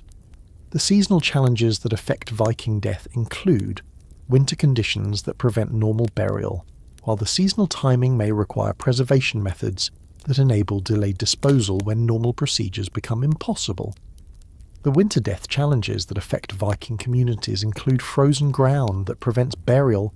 while the winter disposal methods that families must employ may include temporary preservation and delayed burial that requires extended body storage. The winter preservation that enables delayed disposal includes techniques for maintaining body condition, while the winter storage that families arrange may require specialised facilities and preservation methods that prevent decomposition during extended storage periods. The summer death challenges that affect Viking communities include accelerated decomposition that requires rapid disposal, while the summer disposal methods that families employ may include immediate burial or cremation that prevents body deterioration. The summer preservation that enables funeral preparation includes cooling techniques and rapid processing, while the summer timing may provide optimal conditions for elaborate funeral ceremonies that would be impossible during winter months. The seasonal resource availability that affects funeral activities includes both natural and human resources that vary by season, while the seasonal limitations that families face may include both material and labour shortages that affect funeral quality and elaborateness. The seasonal funeral resources include both natural materials and human labour, while the seasonal constraints may prevent families from providing appropriate funeral recognition during certain times of year. The seasonal community availability that affects funeral participation includes both time and attention that community members can provide for funeral activities, while the seasonal demands that compete with funeral activities may include essential survival tasks that take priority over funeral participation.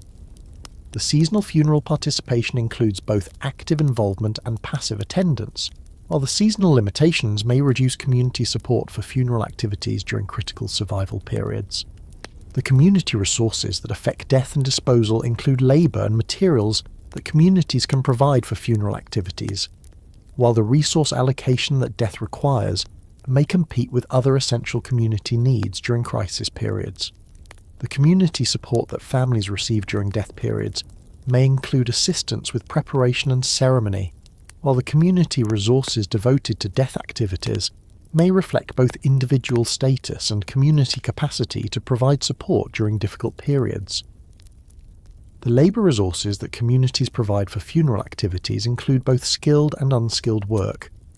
while the labour allocation that funerals require may include both temporary and extended commitments that affect community productivity and survival activities. The funeral labour that communities provide includes both preparation work and ceremony participation, while the labour costs that funerals impose may require community decisions about resource allocation during periods when labour shortage affects survival capabilities. The material resources that communities provide for funeral activities include both consumable and durable goods, while the material allocation that funerals require may include both immediate needs and long-term commitments that affect community resource management. The funeral materials that communities provide include both natural and manufactured items, while the material costs that funerals impose may require community decisions about resource sharing during periods when material shortage affects survival capabilities. The resource competition that may affect funeral activities includes conflicts between funeral needs and survival requirements, while the resource priorities that communities establish may include both formal and informal decisions about funeral resource allocation during crisis periods. The funeral resource needs that compete with survival requirements include both immediate and long-term commitments, while the resource decisions that communities make may reflect both individual status and community survival priorities that determine funeral resource availability. The community capacity that determines funeral support includes both current resources and projected needs, while the capacity limitations that affect funeral activities may include both immediate and long-term constraints that influence community ability to provide appropriate funeral recognition. The funeral capacity that communities possess includes both resource availability and organisational capability, while the capacity constraints may prevent communities from providing adequate funeral support during periods when survival pressures exceed community capabilities. As the northern winds howl across the frozen fjords and the long winter darkness settles over the land that claimed so many lives, let your mind rest on this sobering truth. You've just experienced what it truly meant to live and die in one of history's most unforgiving environments, where survival required skills, knowledge, and physical capabilities that modern people simply don't possess. You've walked through icebound settlements where winter lasted 8 months, and summer was a brief respite for desperate preparation, where the climate alone would kill you before you learned to fear the human predators who made survival even more precarious. The romanticised Vikings of modern imagination give way to the brutal reality of people whose entire culture was shaped by the constant threat of death from cold, starvation, disease, and violence. Medieval Scandinavia wasn't a land of noble warriors and heroic adventures. It was a killing ground where nature and human society conspired to eliminate anyone who couldn't adapt to conditions that would challenge modern special forces equipped with advanced technology. You've experienced a world where children worked like adults or died, where women faced all the dangers that killed men plus additional threats from systematic exploitation, and where social status determined whether you starved quickly or slowly during the inevitable famines. But perhaps most sobering is the realization that these weren't exceptional circumstances, but the normal reality for people who built a seafaring culture that reached across oceans, while most of them never lived to see 30. The Viking achievements we admire today, their ships, their exploration, their art, were created by people who faced daily survival challenges that would overwhelm modern populations despite our advanced knowledge and technology. The Vikings who conquered seas and established trade routes across continents did so while operating under survival constraints that would paralyze modern expeditions. They navigated by stars they could rarely see through northern clouds, sailed in ships that would be considered death traps by modern standards, and established settlements in environments where a single mistake in winter preparation could kill entire communities. Understanding Viking reality helps us appreciate not just how far human civilization has progressed, but how remarkable it was that any complex culture could develop under such hostile conditions. The idea that people could create poetry, art, and sophisticated social systems while facing constant threats from environmental extremes and human violence demonstrates capabilities that modern comfort has allowed us to forget. So as you drift towards sleep in your heated home, perhaps feeling grateful for modern medicine, weather forecasting, and the basic assumption that you'll live to see old age, remember the Vikings who built a civilization while knowing that each winter might be their last. Their survival wasn't guaranteed by technology or social systems. It depended on personal capability, community cooperation, and the kind of mental toughness that modern life rarely develops. The magnificent longships that still inspire us today were built by people who knew they might die before the vessels were completed, sailed by crews who accepted that each voyage might end in drowning or enslavement, and navigated by men who understood that the horizon they sailed toward might hold death rather than discovery. Tonight, as you rest in comfort that Vikings could never have imagined, remember that the progress we take for granted was built on recognition that survival should not require the extraordinary capabilities that Viking life demanded. The social systems, medical knowledge, and environmental technologies that protect us today represent humanity's determination to make survival less dependent on individual strength and more dependent on collective knowledge and mutual support. Sleep well, knowing that your tomorrow will bring challenges that are manageable rather than potentially fatal, opportunities that don't require risking your life, and the simple luxury of assuming that competent, well-fed people with adequate shelter have built the systems that protect you. Sweet dreams, and may your rest be everything that Viking sleep never was. Warm, safe, and confident that dawn will bring another day rather than another test of your ability to survive in a world designed to kill you.